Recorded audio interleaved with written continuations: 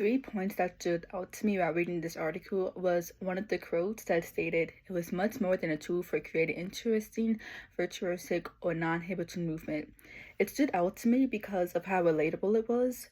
Personally, if it was up to me, I would have described it in the exact same way about how improv and scores work. And then another thing that stood out to me was, I believe you said Kent Despain. I think that's how you say it.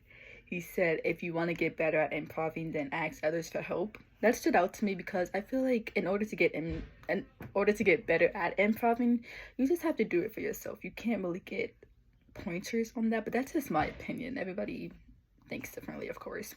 And then the last thing that stood out to me was another quote, and it stated, there is always the option to not use a set of scores.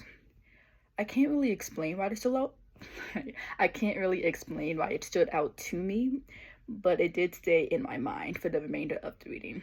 And then three questions about the discussion. Yeah. Is there really a change is there really that much of a change if you decide to use a score or not? Another question being, why use any set of scores at all for improv if that's all you're really focusing on? And then the last question would have to be, what actually makes up a score? Because I know every dancer would have their own definition of it.